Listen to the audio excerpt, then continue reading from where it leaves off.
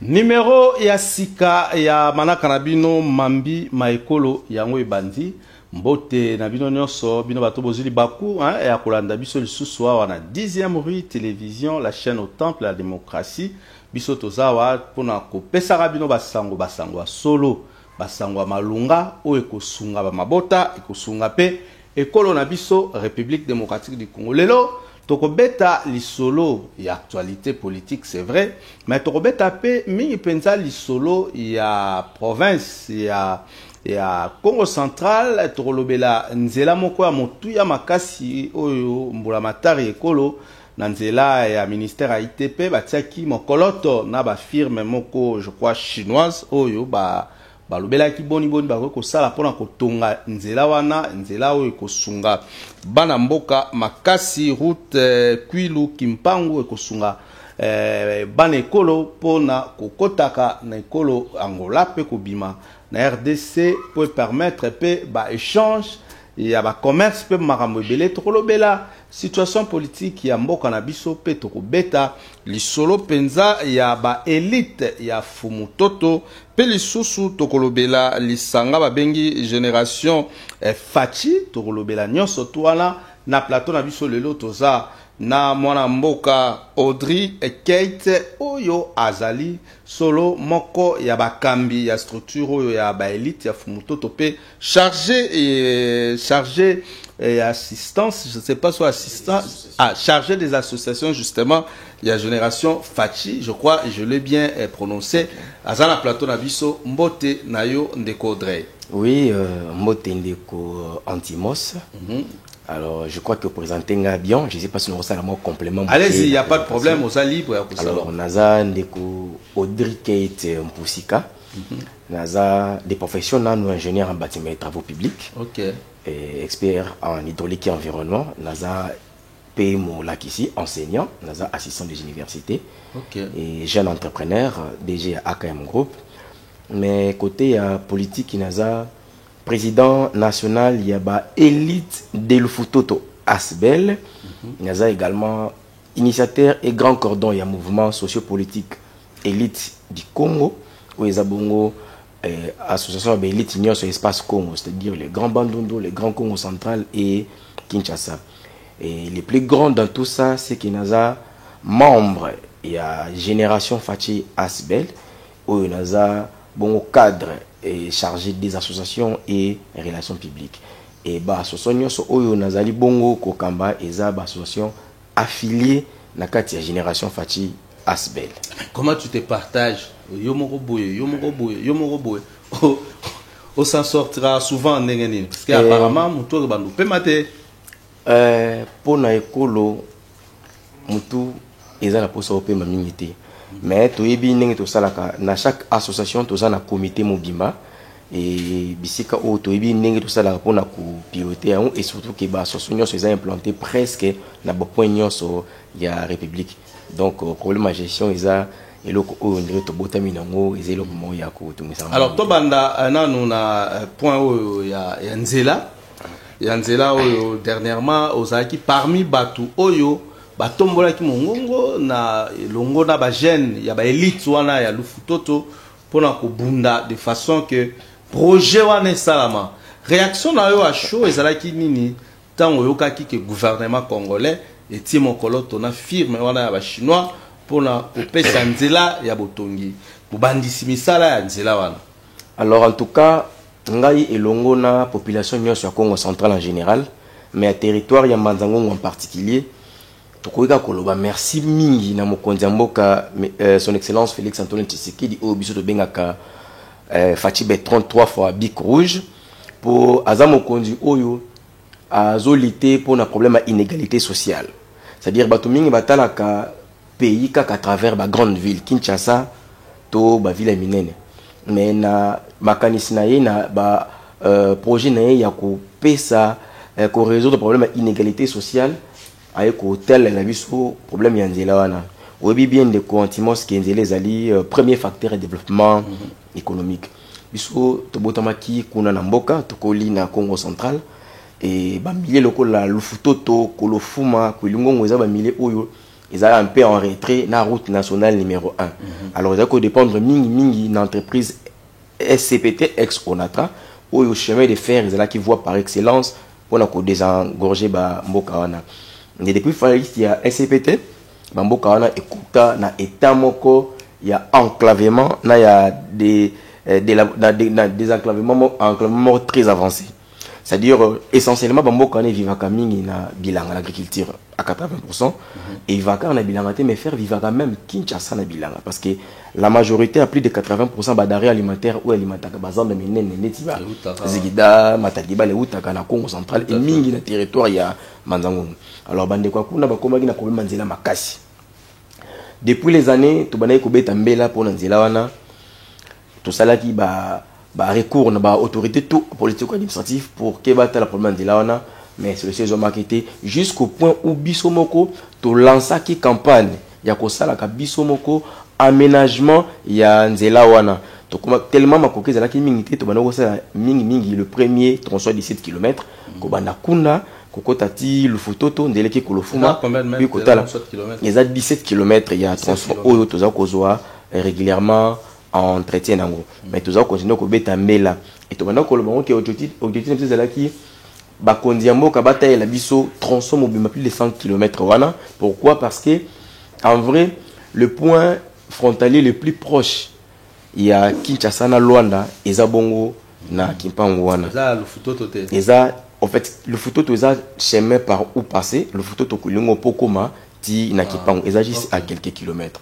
Alors to linga ki ndela wana forma po écoper sa vie pe misala na ba tu belé ya parce que ce qui frontière et fongwami tout ce qui a attrait la frontière et comme wana tous na PNA chef tous na des Gérard tous na ba bloc union sous étali douane ba banque et consort et comme ça là qui au lieu nani auto bengaka immigration wana c'est-à-dire batu mingi ya mboka ba lukaka erreur sur ki ma mboka pona ko ya Kinshasa plus misala les hommes kuna plus et puis ça développer ça développement et puis favoriser vraiment ba jeunes surtout que objectif à chef l'état ça pour favoriser emploi dans le milieu périurbain ou dans le milieu rural. Donc coup l'échafaud na mon konzamboka pour na rotala nzela wana.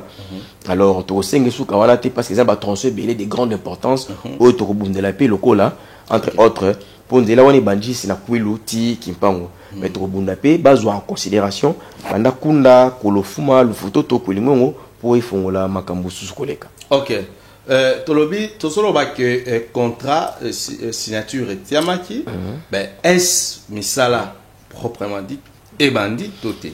Bon, misala proprement dit, moi je dirais d'abord le chef de l'État a lancé kananu projet moi ya ko aménager nzela wana.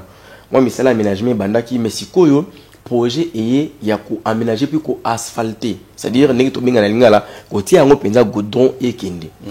Chef de l'État a pesi yaye coup d'envoi etikali na gouvernement autozo sing avec beaucoup de respect à se mettre en route pour misala ebanda.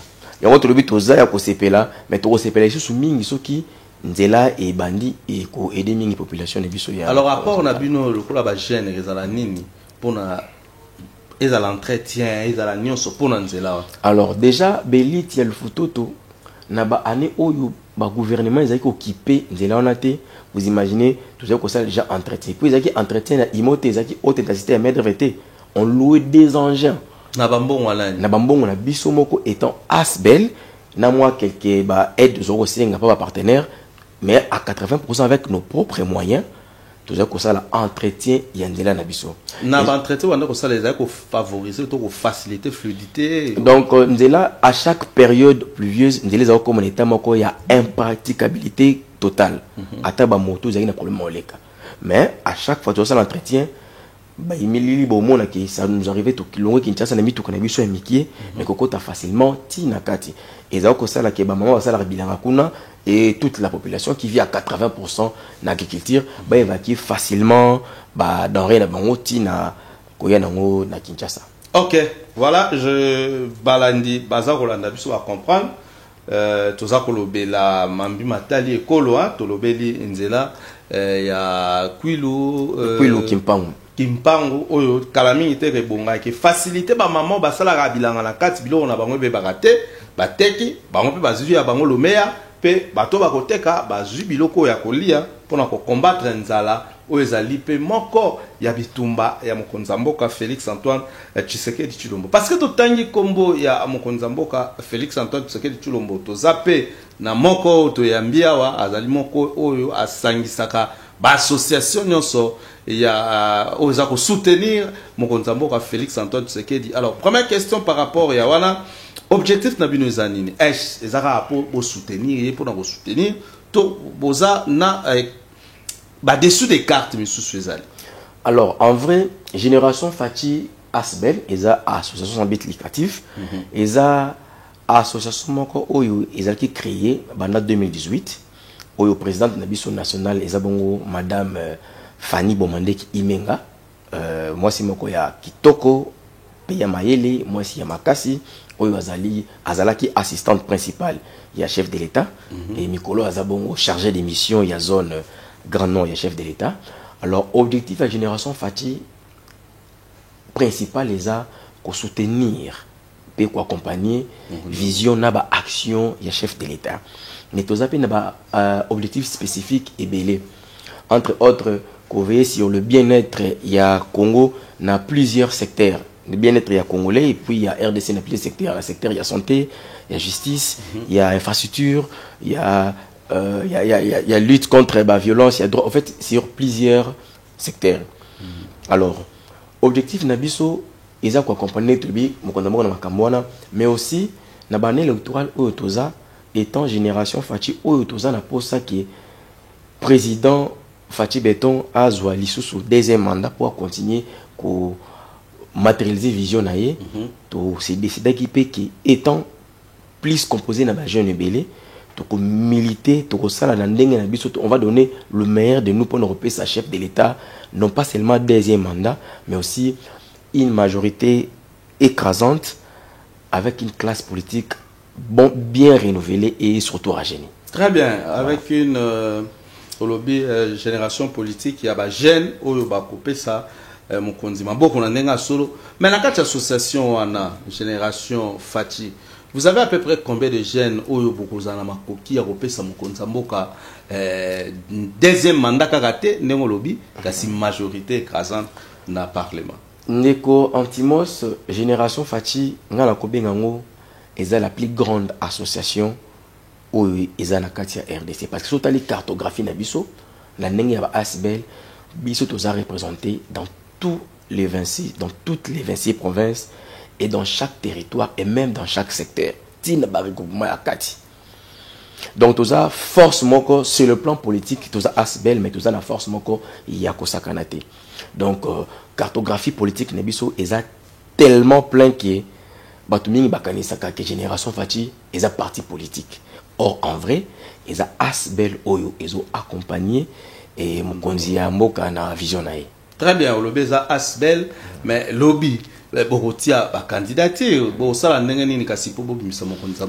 voilà pourquoi na émission Oyo Kolanda non c'est pas la mingi to le mingi point wana quelles sont les stratégies Oyo tozo mener pour na ko pesa mokonzi mboka majorité écrasante na ba élection Oyo ya. Je préfère qu'ils aient la pena émission moko spéciale pour ils ont ba point tellement belé que ceux qui to ba nyongo sikoyo to komata ti lobby. Mais on retient que nous allons participer, on va faire de notre mieux pour donner au président de la République second mandat et puis majorité écrasante. Très bien. Dans ce vendaka second mandat, majorité écrasante parce que mais bino boza bajalelo bato bajalelo on ça sur base de quoi et puis discours nino bino mema et pas population tozonga kata kuna na mabele na yo zobetela tolo Congo central bandima kopesa mokonzi ya mboka mandat mibale pe na ba député belé kaka kuna même na toto wana bino vo bimisa ba député belé na discours nini oboko kenela ngo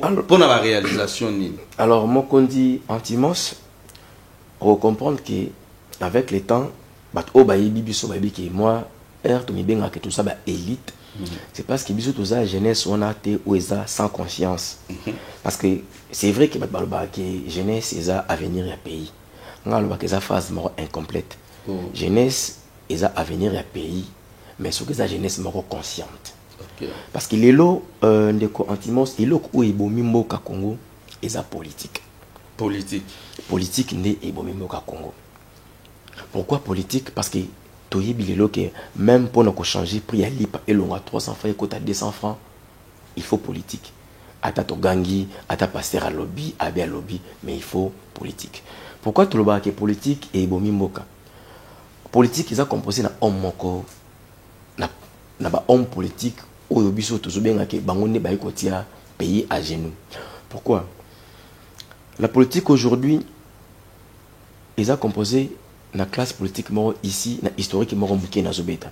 Et to le ba toujours que pour mboki ke ne malamu il faut qu'il y ait moins d'ambo ya rupture ya génération politique parce que lelo ata ba pesibino mokonzi moko uti na lola soka za entouré na classe politique moko za médiocre et le tozomo na to le bla point pebele awa comment ba projet mingi chef de l'état et la saboter suite à mauvaise politique Mikole le kaka et ça va parti politique moko Babani pour la première fois ko sel sa élection na RDC baza ko kene ko implanter ba parti na bango na ba mboka minene na ba mboka no sa RDC.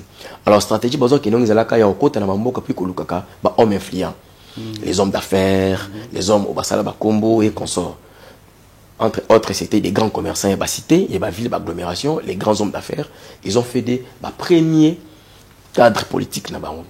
Ce qui fait que la première élection, en 2006, c'était ils n'avaient pas de choix à représenter Bangon comme potentiel candidat d'abord. Et conséquence, Batouane, idéologie, n'a pas sa polo. N'a pas sa coupe à l'osso pour voter. C'était les hommes d'affaires, les commerçants, les hommes influents, on a la botelle, baba, ni besoin qui va continuer en case politique. Sans idéologie politique, sans mouvement et sans cause de la vraie élite, basé qui na première classe, ni bailler le système politique comme le commerce. Avec investir une élection, après si bino coupe à l'osso, si bino n'a courant, on retient mal et consort, bo PC bavona non, teke lié bavona bino. À 5 ans à sali ba bénéfice nenge ba mesala na commerce et puis à koya ko sala ngoli susu après 5 ans parce que na mutu ya ba homme d'affaires commerce il n'est raison que les mots bénéfice et pas les mots sacrifice. Alors tant que Congo ils ont continué dans la même classe politique ya Batouana, le Congo aura toujours des problèmes.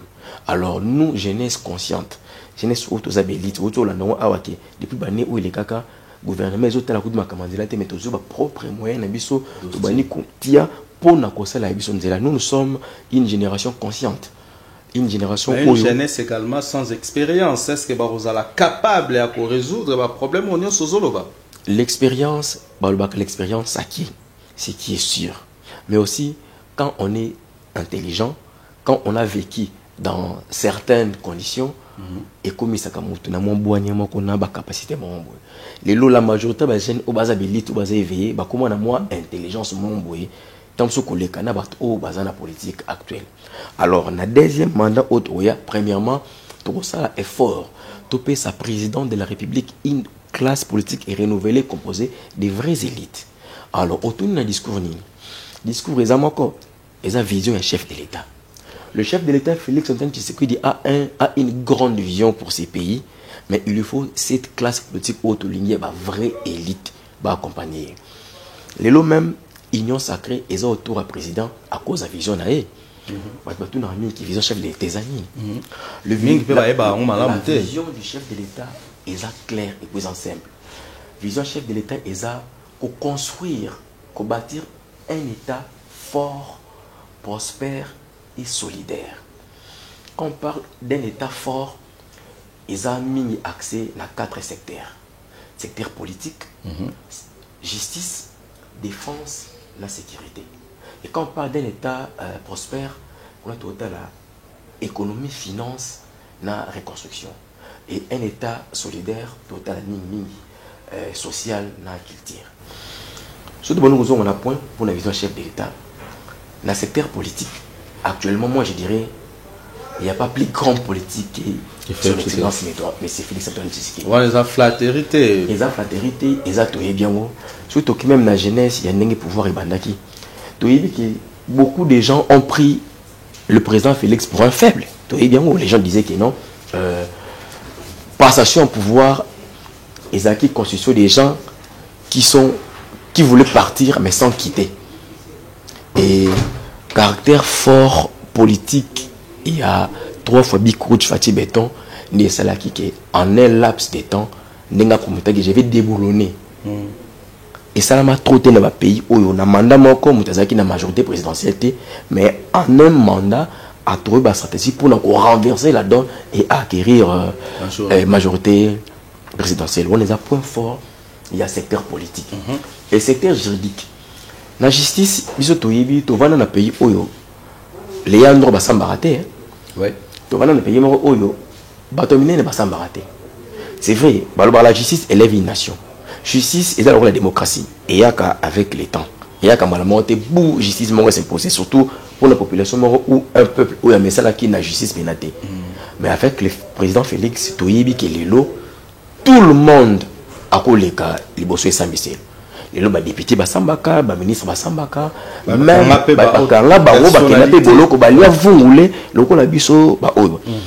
alors le secteur à défense, les loyaux, pays n'a biso à terre parce que jadis armée n'a biso une de meilleures armées il y a RDC.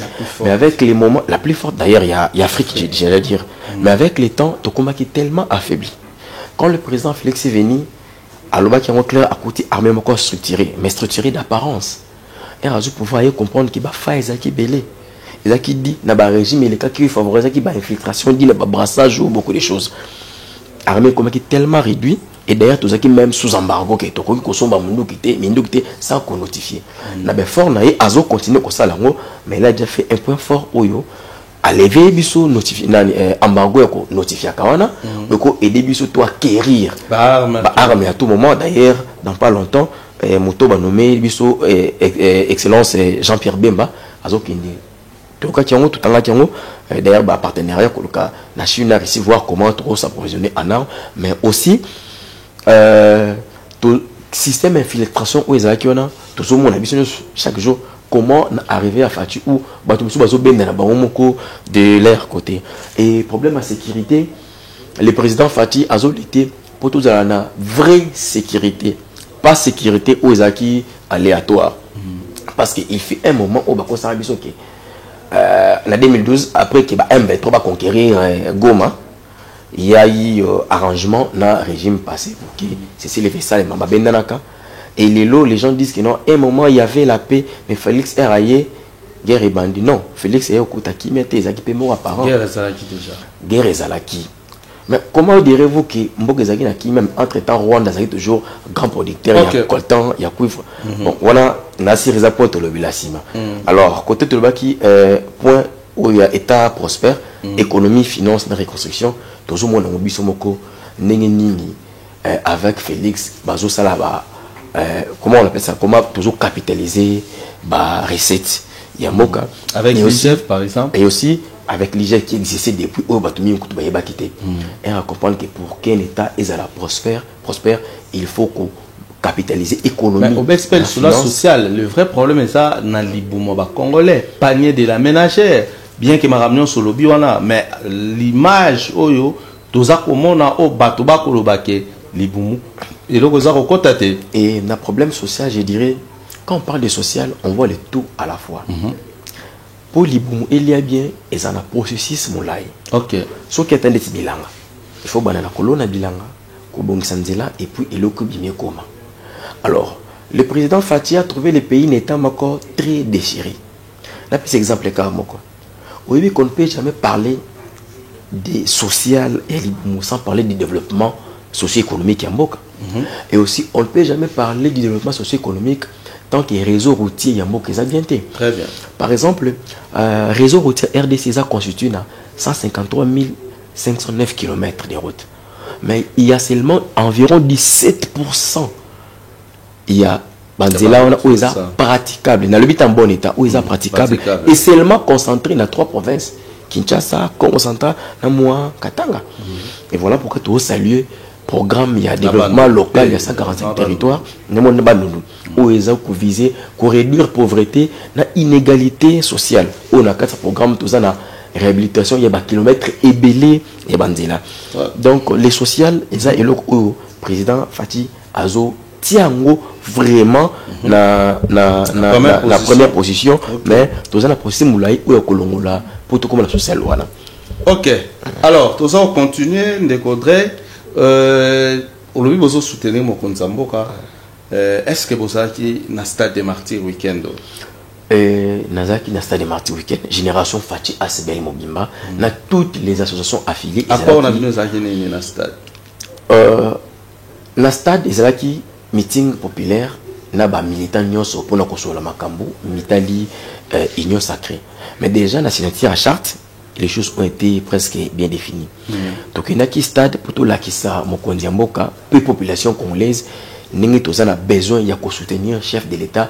La vision de bâtir un État fort, prospère et solidaire. Donc c'était un peu presque ça. On était là. Et d'ailleurs, la population moko makasi au point où Bazaki Kobima pour nous retirer même place dans Batou Moussoussou. Alors, population est là ici, aux yeux du monde qui est na Congo Tozakara, un leader moko. Sur les amours, au cause de la moko, la population ligne, et ça bon excellence, son excellence, président de la République. Mais opposition peut pas lever le côté, basant la marche le 13, Zobank Sabinote. En tout cas, bien ça qui est la démocratie. Et tant IDP ça va marcher pour notre pays. Les aïeux qui ont bombe lacrymogène, qu'on empêcher, qu'on sort. Chef de l'État, na idéologie, na démocratie, tout le monde est libre. Il y a qu'à exprimer, il y a qu'à s'exprimer au salam makamnae. Donc l'opposition, basée na autorisation, on a étant bas patriote, il y a qu'à ça la marche là-bas. Mais tout le monde a yébi qui est opposition, il y a malongé sur la communauté. Ils sont presque tous en perte de positionnement. Voilà peut-être ils ont parce que c'est sûr, très clair d'ailleurs, vous avez choisi les mauvais côtés de l'histoire. Donc il y a une union sacrée parce que ici que union sacrée par exemple FCC lobby, les lots FCC qui n'a résultat ni les lots taboukeye belé ni na union sacrée. En tout cas, résultat c'est yebani, vous allez échouer. Ndenge ba lobby baza sur na bango bino so eza robangi certaines des heures tinda bino bolo babongo ndeko antimos soki na bapo no baki na bapo no soki otolobela problème ya guerre na est na adhésion na biso na EAC on comprendre que union sacrée, les gens qui ont adhéré à l'union sacrée ont choisi les bons côtés de l'histoire. Qui est président Fachi Aza Obiso Bakongo Tobenga comme Volozi. Moto Oazoa ko redynamiser et ko restaurer l'autorité de l'État. Nous avons choisi les bons côtés de l'histoire avec un leader Oazo Zongisa Mboka na auto. En fait, Azo sa autorité à l'État, restauration de l'État wana. Tout est bien, comme collègue par-ci par-là. On a tout le mélange en souci. Donc nous avons choisi les bons côtés de l'histoire avec la personne qui veut à tout prix qu'on détache le pays sous la domination moko boy oyo to ekukutawana oyo baton soit qui prêt. D'ailleurs la majorité au bazar une opposition bazaki ko soutenir ba idéologie ou les cas qui pays à genoux. Donc nous sommes fiers de dire que nous avons choisi les bons côtés de l'histoire avec un président qui a ses vrais soucis de redonner il fera de la RDC l'Allemand d'Afrique, donc à restaurer État. Bon, c'est tout un processus. Il en est quelques mois. La guerre, la deuxième guerre mondiale, c'était Allemagne comme Alélo, combien d'années ça a pris. C'est-à-dire Fachi Azamoto Oyo, c'est grâce à lui le Congo va quitter État en lambeau ou Ezalaki, peut tokener comme Allemand d'Afrique. Biso toza ba ingénieur et to kutaranda koneta moko de la prépo na ko réhabilitango to bana nota ça état des liés ici kanini ezali ko sointer ici kanini ezako fonctionner te courant ezika ki wapi ko lokana no ko sala état des liés puis ko matérialiser sikoyo comment to ko sala pona ko réhabiliter na ko wana faire de la RDC l'Allemand d'Afrique et ko sala bel et bien réalisé na Fachi Beton mais ça là ezomonana. Mais entre temps lobby quand IGF a promouvoir comment les caisses de l'État et bon ça par mois environ 65 millions de dollars. Voilà. C'est-à-dire le président a coûté pays en lambeaux. On doit prendre les temps. So coûté n'a que malheureusement peinture carrelage au béton tout l'avenir. Il faut que banda parcours ciblé où ça saigne, où ça sonne et puis partir. Le président Fati, même tous les grands présidents du monde, basons le baron clairement que c'est les présidents que les RDC devaient avoir. Et d'ailleurs, Azolengi Sabaron. Donc voilà, en résumé, nous avons choisi les bons côtés de l'histoire. Très bien, vous avez choisi les bons côtés de l'histoire en soutenant le chef de l'État Félix Antoine Tshisekedi Tshilombo. Belle élection il y a 2023, ils ont déjà se pointé à l'horizon. Loi Moko et Pessamaki dans l'Assemblée nationale, loi sur la congolité, réaction d'Abino, Bélite, voilà, tout n'a été le rôle de la génération Fati, mais le rôle de président, il y a Bélite, il y a Lufutoto. En tout cas, Ndeko Antimos, on a appelé ça avant parce que tout ça la démocratie. C'est une loi proposée par Mwana Mboka et tout le monde a appelé ça Avinaï. Chaque pays, chaque grand pays, en fonction de la histoire naïe vécu, en fonction de la réalité naïe, a trouvé un moyen de protéger la magistrature suprême. Aux États-Unis, par exemple, où il y a grande puissance actuellement, pour oser la présidente de la République, être américain ne suffit pas. Mais il faut être né aux États-Unis et avoir vécu minimum 14 ans. C'est-à-dire en fonction de l'histoire du pays, en fonction de la peur, il faut oser la moto aux États-Unis. Tellement bango, ils ont nation ils ont composé en tout cas plusieurs races. Ils ont la RDC qui notre bétini ou composant les États-Unis ils ont composé dans plusieurs nations. Être américain, ils ont suffisamment mais botama kuna et puis zala ovana kuna banebele. Ils ont manière de bango ya ko protéger. La Tunisie par exemple, il faut aux musulmans de pères et de mères et de grands-mères tunisiens. Alors biso awa vu la RDC OESA, un des pays les plus enviés au monde. Parce que le RDC est dans la multinationale, est dans la grande puissance. Il y a une carrière il y a mondiale, carrière commune, il y a tout le monde. Alors, voilà. Idée wana ya koloka kusana mukondi oyo afasitaka bango et antaka bango toujours. Là tout un exemple Maroc, soi-disant un moment il y avait la paix en RDC, mais le Rwanda continue à être meilleur producteur à Colbat. Il y a Iranien, mais guerre est parce qu'il y avait à la tête du pouvoir les gens qui fermaient l'œil. Est-ce que Bazaki réellement Kokangamisu là, mais pour la raison ils étaient en train de jouer à l'aveugle. Pourquoi? Parce que l'État libangote qui Congo a gagné l'autre côté de la ressource nabiso. Et un mois n'amboka facha il y a le binon niet. Nos minéraux, il faudrait négocier avec nous. Raison même ma guerre et mati et bani makasi na est. Donc c'est ça. Et alors oui. La loi Tchani, c'est une loi où il faut sauvegarder la magistrature suprême nabiso. Nous sommes un pays en danger, un pays où ils ont à la proie à la merci. Tout le monde fait qu'on balkaniser et qu'on s'en la honte. Un mois n'amboka d'abord attaché n'amboka, ils ont garantie totalité, mais ils ont assurance que tous une personne patriote qui va lutter contre ça. Mais aussi, moi exemplement moi banalement moqué. Maison civile la chef de l'État, ils ont constitué la famille biologique du chef de l'État, né à moi c'est là. Imaginons qu'il est l'autre comme la maison civile chef de l'État, pas grec, exemple quelqu'un, pas grec, pas juif, pas burundais, pas ougandais, pas sali, maison civile chef de l'État. Ou président, c'est comme constitué, pas grec, pas italien, pas zambien, bloc comme moi bon. Quelle influence est dans le Syrie du Congo? Parce que déjà tout comme on monde avec bataille de Kakana ici il va comment le pouvoir par contre qu'on s'appelle Bakary Minier comme l'influence sur politique Makamobele. Imaginez que présidence dans la République on a ils a pris en otage à 50% congolais mais 50% il y a Mboka Momboye et que ils ont pris en otage. Donc on peut exemple mort même la Bible. Vous savez R. Joseph Azaki nommé premier ministre en Égypte. C'est vrai, il a bien travaillé comme premier ministre, la prospérité. Mais qu'est-ce qui s'est fait après? Joseph est raconté à bande konaï, un ministre de notre bande avec un complément. Vous savez qu'il y a Zanani, Babo Sanaki Bakanza Koufa. Mais tellement qu'il a origine des Aïko Ganga. malgré le temps passé en Égypte, malgré devenu premier ministre égyptien, et à mon niveau de connaître, à Bengi on a coulisse na clan. Nous je parti vivre et puis bango. Nazan de konabino. Bozayaka. Lekine nyoza. O atikala. Bokine kozwaye. Boyelangaye.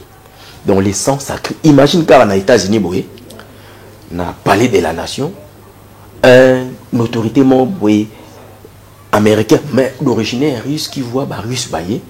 Et puis c'est botika langaye bio et la carte ya magistrature États-Unis. Alors alors les gens doivent comprendre une chose. Cette loi n'a rien à voir avec ma personnalité. Oh Fayulu, oh Fachi, oh Katumbi, mais c'est pour la République. Les Fachi, les Katumbi, les Fayulu passeront, mais la République restera. Et d'ailleurs, Nazaïr, dans le journal officiel, il y a le 1er février 1984. Et ça qui clairement écrit dans la loi électorale que condition pose à la présidence de la République d'Isaïr, il faudrait être zaïrois de père et de mère. C'est une loi qui existait. Mais une loi, ils l'ont qui pourquoi? Qui n'a projet de ballon là qui ont. Mais qui sont les ballons là en passant? En 1997, Mobutu Koyaka, Kabila Mouzeti Moutakoyi Sara Mobutu. Même la RFI l'avait dit, c'était les Rwandais qui avaient renversé Mobutu. Et quand ils ont renversé, qui n'a déni, pas renversé Bakende. Non. Ils avaient l'idée à l'élimination quelconque. Entre autres, ils ont commencé par supprimer cette loi qui était qu'il faudrait être zaïrois de père et de mère.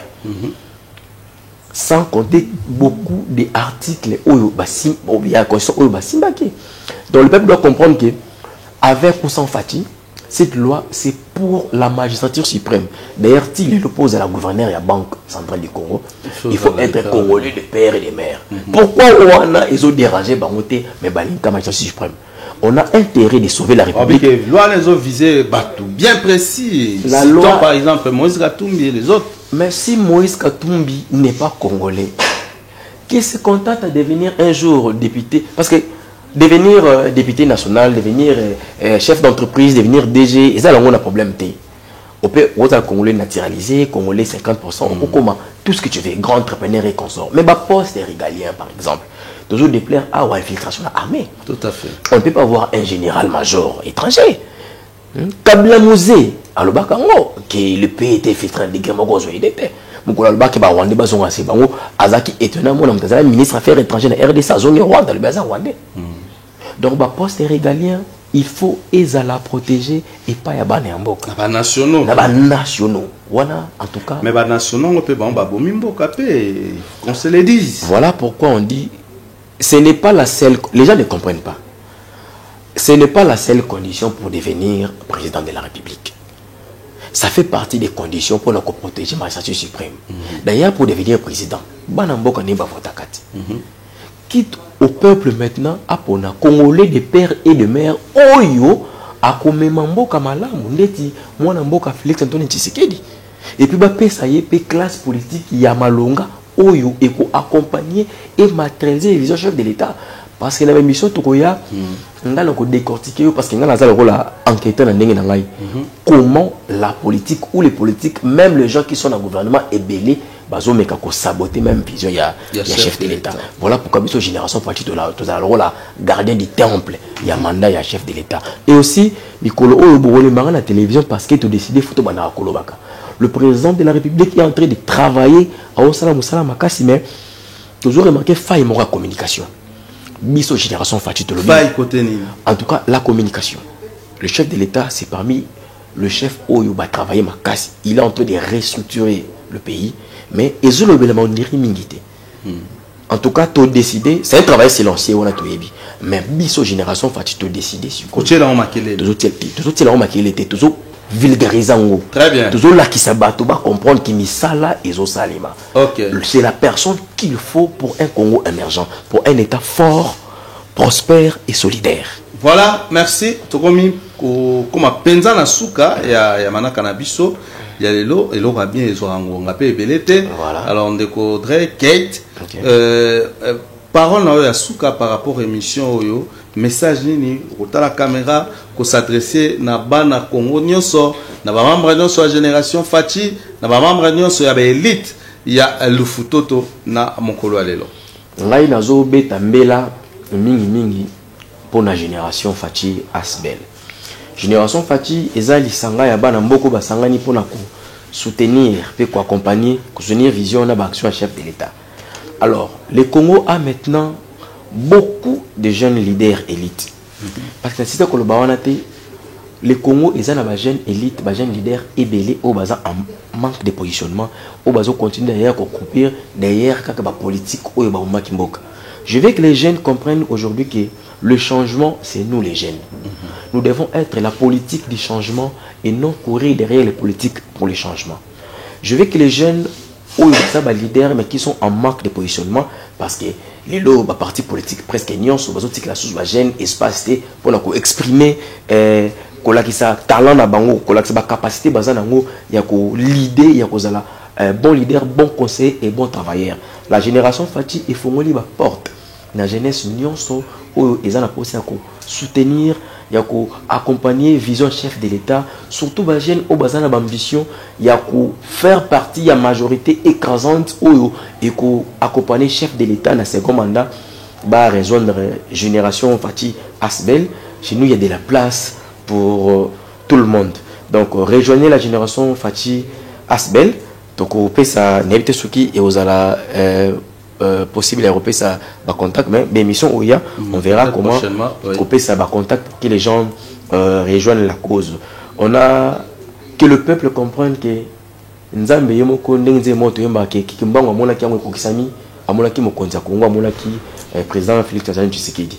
La jeunesse, nous avons un très bon président mais qui a besoin de nous pour que toi accompagner. C'est à nous, le peuple, de donner au président de la République, à nous, le jeune, de lui donner cette classe politique qui vont l'accompagner pour matérialiser vision et pour construire un État fort, prospère et solidaire. Ok, merci beaucoup Ndeko Audrey Kate Otoyambaki Namokwalelo Azalibongo président il y a structure monene tobengi les élites de Lufutoto en même temps chargé il y a l'association il y a génération Fachi. Merci Nandengo Yaki awa na plateau à 10e rue ba porte na biso les a toujours ouverte pour na koyamba bino pour na kobeta masolo ya mboka ko pesa makasi na bilenge po ete baeba na ko mema ya bango apport pour na bokambemi kitoko ekolo mambi ma ekolo wa mokolo lelo ekomi na suka ngala bino to pesa ni rendez-vous na numéro ya sika o to kosala botika malamu. Au revoir.